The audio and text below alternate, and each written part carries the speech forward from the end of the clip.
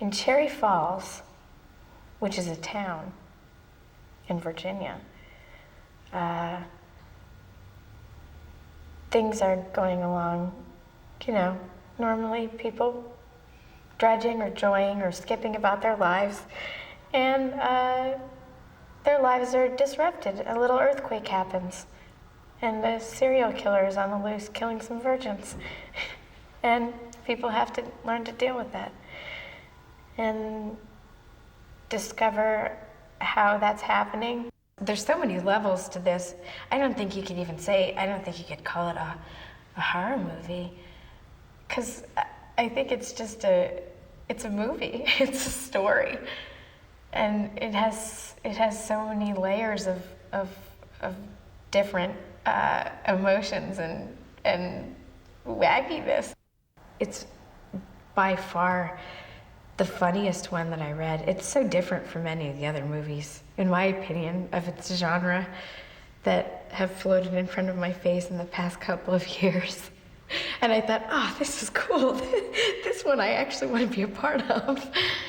Originally, my agent sent me the script, and I read about 15 pages of it, and I called my agent and said, well, I want to do this, you know? I mean, how many of these teen kind of slasher movies are they going to do? And I really don't want to do one of them. She said, oh, no, keep reading, keep reading, keep reading.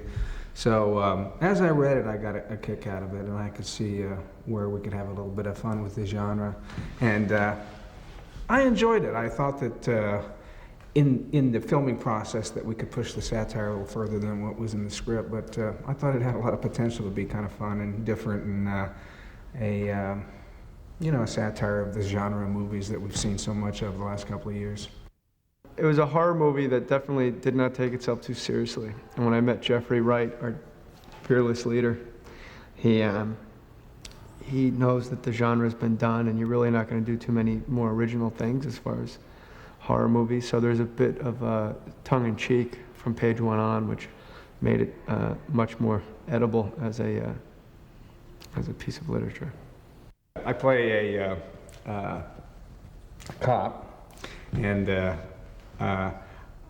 really, for the first time in my life, I play the parent, the father of a teenager, which I actually have teenage kids, so I can kind of relate to it. But I play Brittany Murphy's father, and I play this cop that's investigating these crimes that are going down in town, and it's about a serial killer who is killing all the virgins in town, and I'm investigating it, and the more I investigate, the more my investigation kind of leads me back into something that's happened in my past.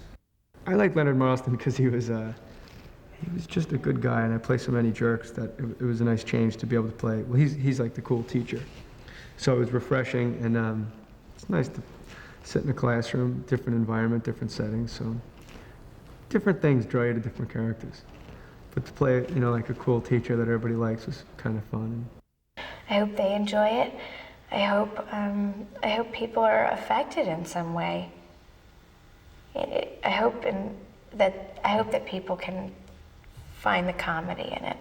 It'll make them think a little bit. Hopefully, it'll make them smile and come out of the theater with a smile on their face that a genre that they've all enjoyed the last couple of years was, kind of made fun of and had fun with. All you can ask out of a director is to be the helmsman of the ship and keep it on course. And some guys have vision, some guys are more mathematical in their approach. Jeffrey, I think, has more of a vision. If you see his other films like Metal Skin or Romper Stomper, there's a definite look and a definite feel, which I think this film really needs. Like I said earlier, when I read the script, it was a definite a tongue-in-cheekness to the writing. Like, we know, like the joke is we know that this has been done before, but we're still going to do it. We're still going to have a great time doing it, and we're going to try to make it look as original as possible. So they went and hired a lunatic from Australia. Well, I think one of the things I kept telling Brittany in regards to her character was that there's probably a time in which she thinks there's kind of a conspiracy of men. She has a hard time with Kenny, her boyfriend, Brent, her father. and other males in the story. The only man she can seem to trust occasionally is Leonard, her teacher. I think that the story nails this sense of paranoia quite well. Brittany is not kind of your typical icon for a young American, girlhood. I mean, she's kind of like a little darker. She's got beautiful brown eyes. She's not kind of willowy and blonde or anything like that. So at a superficial level alone, I'm immediately attracted to the idea of casting her, because she's not what you expect. In most of these kind of movies, if you have sex, you die. In this one, I think we've created the first kind of liberal psychopath, if you will. They're usually very conservative, in as much as if you have sex, you are then made kind of safe.